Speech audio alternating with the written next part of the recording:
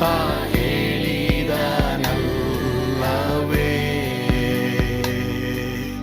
ನಾ ಕೈ ಬಿಡೆನು, ನಾ ಕೈ ಬಿಡೆನು. ಆ ಮಾತು ಹೇಳಿದನಲ್ಲ, ತಾ ಹೇಳಿದನಲ್ಲವೇ.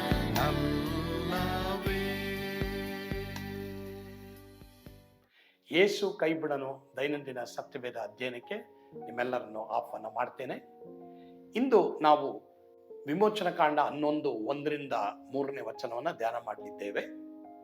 ಇಲ್ಲಿ ಮೋಶೆಯನ್ನ ಮಹಾಪುರುಷನೆಂದು ಜನ ತಿಳಿದುಕೊಂಡರು. ಅಂದ್ರೆ ಇಲ್ಲಿವರೆಗೂ ಮೋಶೆ ಜೀವಿತ ಕೆಳಮಟ್ಟದಲ್ಲಿ ಹೋಗ್ತಾ ಇದೆ.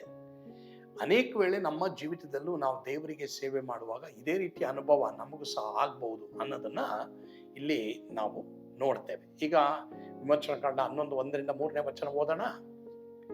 ಯೆಹೋವನು ಮೋಶೆಗೆ ಇಂತೆಂದನು, ಫರೋಹನಿಗೂ ಐಗುಪ್ತ್ಯರಿಗೂ ಇನ್ನೊಂದು ಉಪದ್ರವವನ್ನು ಬರಮಾಡುತ್ತೇನೆ. ಅದು ಬಂದ ನಂತರ ಅವನು ನಿಮಗೆ ಇಲ್ಲಿಂದ ಹೋಗುವುದಕ್ಕೆ ಅಪ್ಪಣೆ ಕೊಡುವುದು ಮಾತ್ರವಲ್ಲದೆ ನಿಮ್ಮೆಲ್ಲರನ್ನ ಅಟ್ಟಿಸಿ ಬಿಡುವನು. ಆದುದರಿಂದ ಸ್ತ್ರೀ ಪುರುಷರೆಲ್ಲರೂ ತಮ್ಮ ತಮ್ಮ ನೆರೆ ಹೊರೆಯವರಿಂದ ಬೆಳ್ಳಿ ಬಂಗಾರದ ಒಡವೆಗಳನ್ನು ಕೇಳಿಕೊಳ್ಳಬೇಕೆಂಬುದಾಗಿ ಜನರಿಗೆ ಸ್ಪಷ್ಟವಾಗಿ ಹೇಳು ಅಂದನು. ಯೆಹೋವನು ಇಸ್ರಾಯೇಲರ ಮೇಲೆ ಐಗುಪ್ತ್ಯರಲ್ಲಿ ದಯೆಯನ್ನು ಹುಟ್ಟಿಸಿದನು. ಇದಲ್ಲದೆ ಐಗುಪ್ತ ದೇಶದಲ್ಲಿ ಫರೋಹನ ಪರಿವಾರದವರು ಆ ಮೋಶೆಯನ್ನು ಮಹಾಪುರುಷರೆಂದು ತಿಳಿದುಕೊಂಡರು.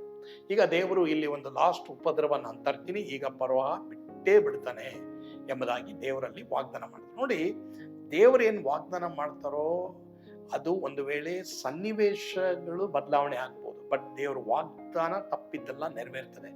ಇಲ್ಲಿ ಇಸ್ರಾಯೇಲರು ಬಿಡುಗಡೆ ಆಗ್ತಾರೆ ಅಂದ್ರೆ ಬಿಡುಗಡೆ ಆಗ್ತಾರೆ, ಫಿನಿಶ್. ದೇವರು ಹೇಳ್ತಾರೆ, ಎರಡನೇದಾಗಿ ಇವರು ಬಿಡುಗಡೆ ಆಗಿದಾಗ ಅವತ್ತು ಇವರು ಕೇಳ್ಕೊಳ್ಬೇಕು ಏನಂತ, ನೀವು ಐಗುಪ್ತರ ಸ್ತ್ರೀಯರು ಆತರ ಒಡವೆಗಳನ್ನ ಕೇಳಿಕೊಳ್ಳ್ರಿ ಅಂತ ಅವಾಗ ಅವ್ರು ಕೊಟ್ಬಿಡ್ತಾರೆ ಎಂಬುದಾಗಿ ದೇವರು ಹೇಳಿದ್ರು. ಅವರ ಮೇಲೆ ದಯೆಯನ್ನ ಹುಟ್ಟಿಸ್ತೀನಿ ಎಂಬುದಾಗಿ ದೇವರು ಹೇಳಿದ್ರು. ಅದ್ರ ಬಗ್ಗೆ ನಾನು ಒಂದು ಮಾತು ಹೇಳ್ತೀನಿ. ಬಟ್ ಅದಕ್ಕಿಂತ ಮುಂಚೆ ಇಲ್ಲಿ ಕಳಿಸಿ ಬಿಡುವುದಿಲ್ಲ, ಅಟ್ಟಿಸಿ ಬಿಡುವನು ಎಂದು ನಾವು ಇದರಲ್ಲಿ ನೋಡ್ತಾ ಇದ್ದೀವಿ. ಫರೋಹ ನಿಮ್ಮನ್ನ ಅಟ್ಟಿಸಿ ಬಿಡ್ತಾನೆ ಅಂದ್ರೆ ಅದರ ಅರ್ಥ ಏನಂತಂದ್ರೆ, ನೋಡಪ್ಪ ನೀವಿದ್ರೆ ನಮಗೆ ಪ್ರಾಬ್ಲಮ್ಮು, ನೀವು ಹೋಗ್ಬಿಡ್ರಪ್ಪ ಅಂತ ಹೇಳೋದು. ಕಳಿಸಿ ಬಿಡೋದು ಬೇಡ, ಬಟ್ ಅಟ್ಟಿಸಿ ಬಿಡ್ತಾನೆ, ಬೇಗ ಹೋಗ್ರಿ ಅಂತ.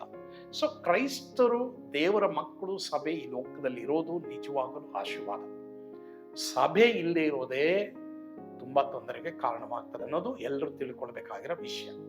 ಈಗ ಇಸ್ರಾಯೇಲರು ಐಗುಪ್ತರನ್ನ ಕೇಳಿಕೊಳ್ಳಿ ಎಂಬುದಾಗಿ ನೋಡುವಾಗ, ಇಸ್ರಾಯೇಲರು ಪಟ್ಟ ಕಷ್ಟಕ್ಕೆ ಅವರು ನನಗೆ ಈ ಚಿನ್ನ ಬೇಕು ಅಂತ ಕೇಳಿಕೊಳ್ಳಲಿ, ಆಗ ಅವರಿಗೆ ಸಿಗುತ್ತೆ ಎಂದು ದೇವರು ಹೇಳ್ತಾ ಇದ್ದಾನೆ.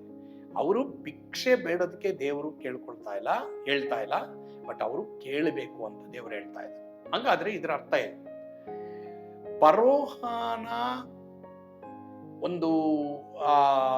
ಫರೋಹನಿಗೆ ದೇವರು ಹೇಳ್ತಾ ಇದ್ದಾರೆ, ಇವ್ರನ್ನ ಕಳಿಸ್ಬಿಡು, ಇವರಿಂದ ನಮಗೆ ತೊಂದರೆ ಆಗ್ತಾ ಇದೆ. ಅಂದ್ರೆ ಮೋಶೆಗೆ ಇವನು ಫರೋಹ ಹೇಳ್ತಾ ಇದ್ದಾನೆ, ಕಳಿಸ್ಬಿಡು, ಇವರಿಂದ ನಮ್ಗೆ ತೊಂದರೆ ಆಗ್ತಾ ಇದೆ ಎಂಬುದಾಗಿ ಫರೋಹನ ಸೇವಕರು ಹೇಳ್ತಾ ಇದ್ದಾರೆ. ಇವನು ಸಹ ಮೋಶೆಗೆ ಹೇಳ್ತಾ ಇದ್ದಾನೆ. ಇಲ್ಲಿ ಫರೋಹ ತನ್ನ ಹೃದಯವನ್ನ ಕಠಿಣ ಮಾಡ್ಕೊಳ್ತಾರೆ, ಬೇರೆಯವರೆಲ್ಲರೂ ಕಠಿಣ ಮಾಡ್ಕೊಳ್ಳೋದಿಲ್ಲ. ಮೋಶೆ ಹೇಳೋದನ್ನ ದಯವಿಟ್ಟು ಕೇಳು, ಇಲ್ಲದೆ ಹೋದಲ್ಲಿ ನಾವೆಲ್ಲರೂ ನಾಶವಾಗಬೇಕಾಗುತ್ತೆ ಅಂತ ಫರೋಹನಿಗೆ ಹೇಳ್ತಾ ಇದೆ. ಅಂದ್ರೆ ಇಲ್ಲಿ ಫರೋಹ ಮಾತ್ರನೇ ಹೃದಯನ ಕಠಿಣ ಮಾಡ್ಕೊಳ್ತಾರೆ, ಅವನ ಜೊತೆ ಇರೋರು ಯಾರು ಕಠಿಣ ಮಾಡ್ಕೊಳ್ಳಲ್ಲ. ಸೊ ಒಬ್ಬ ಕಠಿಣ ಮಾಡ್ಕೊಳ್ಳೋದ್ರಿಂದ ಹೃದಯವನ್ನ, ಒಬ್ಬನು ಅವಿಧೇಯನಾಗೋದ್ರಿಂದ ಎಷ್ಟೆಲ್ಲ ಪ್ರಾಬ್ಲಮ್ಗಳು ಉಂಟಾಗುತ್ತೆ ಎಂಬುದಾಗಿ ನಾವು ಕಲಿಯೋದು ಒಂದಾದ್ರೆ, ಎರಡನೇದಾಗಿ ಇಲ್ಲಿ ಇಸ್ರಾಯೇಲರು 430 ವರ್ಷ ಬಿಟ್ಟಿ ಕೆಲಸ ಮಾಡಿದರೆ ಅವ್ರಿಗೆ ಸಿಗ್ಬೇಕಾದ ಸಂಬಳ ಅವ್ರಿಗೆ ಸಿಗ್ಬೇಕು, ಅದನ್ನ ಕೇಳ್ಕೊಂಡ್ರೆ ಸಾಕು, ಸಿಗುತ್ತೆ. ಇವತ್ತು ಎಷ್ಟೋ ಜನ ನೀವು ಕೆಲಸ ಮಾಡ್ತಾ ಇದ್ದೀರಾ, ನಿಮ್ಗೆ ಬರ್ಬೇಕಾದಂತ ಲಾಭ ಬರ್ತಾ ಇಲ್ಲ, ಅಥವಾ ನಿಮ್ಗೆ ಬರ್ಬೇಕಾದಂತ ಪೇಮೆಂಟ್ಗಳು ನಿಮಗೆ ಇಲ್ಲ ಎಂಬುದಾಗಿ ಹೇಳೋದಾದ್ರೆ, ನೀವು ದೇವರ ಹತ್ರ ದಯೆಗಾಗಿ ಬೇಡ್ಕೊಳ್ಳಿ. ಒಂದು ವೇಳೆ ಸ್ವಲ್ಪ ವರ್ಷಗಳು ತೆಗೆದುಕೊಳ್ಬಹುದು, ಆದರೂ ನೀವು ಪಟ್ಟಂತ ಪ್ರಯಾಸಕ್ಕೆ ಫಲ ಮನುಷ್ಯರ ಕೈನಲ್ಲಿಲ್ಲ, ದೇವರ ಕೈನಲ್ಲಿ ಇದೆ ಅನ್ನೋದು ಇಲ್ಲಿ ನಾವು ನೋಡ್ತಾ ಇರುವಂತ ಒಂದು ವಿಷಯ. ಮಾತ್ರವಲ್ಲದೆ ದೇವ ಮಕ್ಕಳು ಎಲ್ಲಿ ದೇವರು ಇಟ್ಟಿದಾರೋ ಅಲ್ಲೆಲ್ಲ ಆಶೀರ್ವಾದ ಇದೆ ಅನ್ನೋದು ಈ ಒಂದು ವಾಕ್ಯದ ಭಾಗದಿಂದ ನಾವು ಕಲಿತೀವಿ. ಹಾಗಾದ್ರೆ ಪ್ರಿಯ ದೇವರ ಮಕ್ಕಳೇ, ನನ್ನನ್ನು ಯಾಕೆ ಇಲ್ಲಿಟ್ಟಿದೀಯಾ ಅಂತ ನೀವು ಕೇಳಬೇಡ್ರಿ. ನಿಮ್ಮನ್ನು ದೇವರಲ್ಲಿ ಇಟ್ಟಿರೋದು ಮತ್ತೊಬ್ಬರಿಗೆ ಆಶೀರ್ವಾದ. ಕರ್ತನು ನಿಮ್ಮನ್ನು ಆಶೀರ್ವದಿಸಲಿ ಈ ವಾಕ್ಯಗಳ ಮೂಲಕವಾಗಿ. ಆಮೆನ್. ಪ್ರಾರ್ಥನೆ ಮಾಡೋಣ. ಪರಮ ಪ್ರೀತಿಯುಳ್ಳ ತಂದೆಯಾದವರೇ, ನಿಮಗೆ ಸ್ತೋತ್ರ. ಈ ಒಂದು ಸಂದರ್ಭದಲ್ಲಿ ನಮ್ಮೊಂದಿಗೆ ನೀವು ಮಾತನಾಡಿದಕ್ಕಾಗಿ ಸ್ತೋತ್ರ. ದೇವ ಮಕ್ಕಳು ದೇವರೇ ಅವರನ್ನ ತೊಂದರೆ ಪಡಿಸೋದಾದ್ರೆ ಏನೆಲ್ಲ ನಷ್ಟವಾಗುತ್ತೆ ಎಂಬುದಾಗಿ ಸಹ ಈ ವಾಕ್ಯ ಭಾಗದಿಂದ ನೀವು ತಿಳಿಸಿದ್ದೀರಾ. ದೇವರ ಮಕ್ಕಳನ್ನ ಯಾರು ತೊಂದರೆ ಪಡಿಸಬಾರ್ದು, ಸಭೆಯನ್ನ ಯಾರು ತೊಂದರೆ ಪಡಿಸಬಾರ್ದು, ತಮ್ಮ ಮೇಲೆ ತಾವು ಕೇಡನ್ನ ಬರಮಾಡಿಕೊಳ್ತಾರೆ ಅನ್ನೋದನ್ನ ನಾವು ಈ ಒಂದು ಭಾಗದಲ್ಲಿ ವಿಮೋಚನಾ ಕಾಂಡದಲ್ಲಿ ಕಲಿತಾ ಇದ್ದೀವಿ. ಅದರಲ್ಲೇ ಪರವನ್ನು ಅಟ್ಟಿಸಿ ಬಿಡ್ತಾನೆ.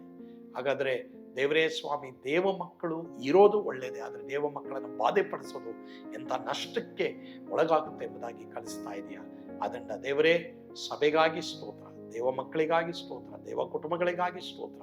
ಎಲ್ಲೆಲ್ಲಿ ಕ್ರೈಸ್ತರನ್ನ ಯಾವ್ಯಾವ ಸ್ಥಳದಲ್ಲಿ ಇಟ್ಟಿದೆಯಾ ಅದಕ್ಕಾಗಿ ಸ್ತೋತ್ರ. ಯೇಸುವಿನ ಹೆಸರಿನಲ್ಲಿ ಪ್ರಾರ್ಥಿಸ್ತೇವೆ ಸ್ವಾಮಿ, ಆಮೆನ್. ಕರ್ತನು ತಾನೇ ನಿಮ್ಮೆಲ್ಲರನ್ನು ಆಶೀರ್ವಾದ ಮಾಡಲಿ. ಯೇಸು ನಿಮ್ಮನ್ನು ಕೈಬಿಡ.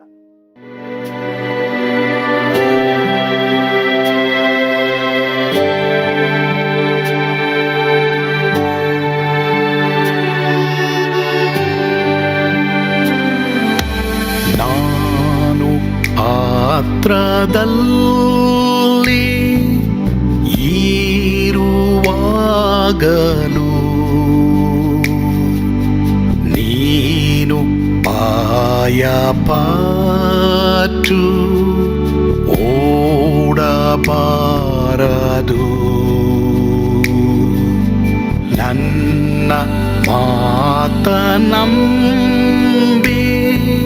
ಸ್ಥಿರವಾಗಿರು.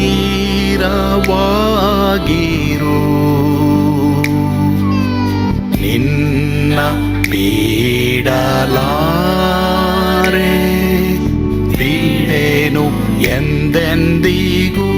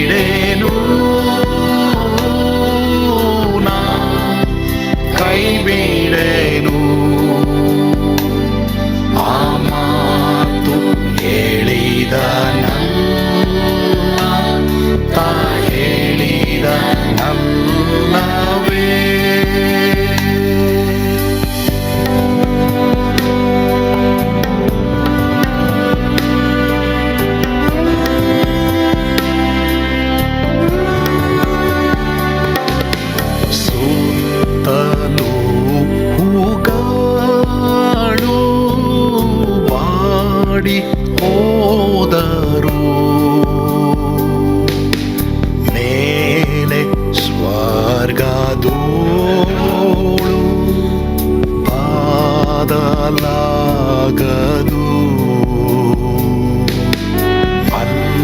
ಅಲ್ಲಿಂದೇಸು ಸ್ವಾಮಿ ಬಾರುವಾತನು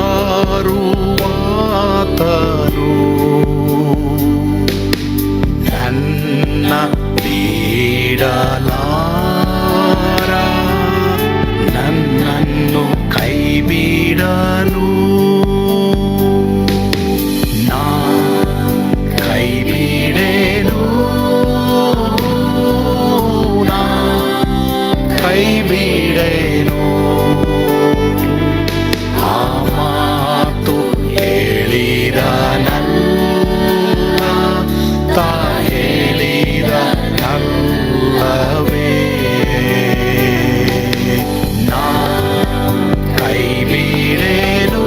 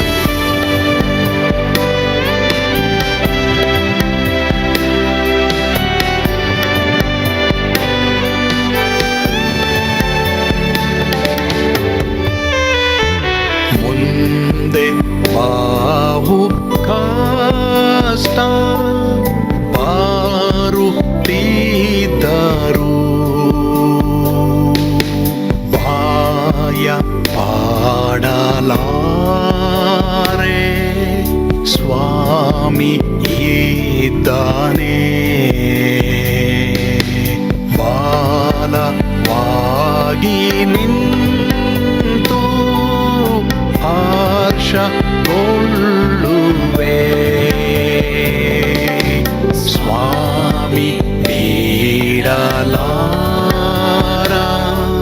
ಸ್ವಾಮಿ ನನ್ನ ಕೈ ಬಿಡಲು ನಾ ಕೈ ಬಿಡೇನು,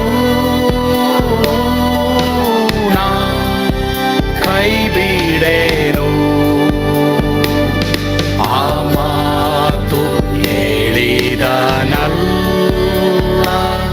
ತಾ ಹೇಳಿದನಲ್ಲವೇ, ನಾ ಕೈ ಬಿಡೇನು, ನಾ ಕೈ ಬಿಡೇನು. ಆ ಮಾತು ಹೇಳಿದನಲ್ಲ,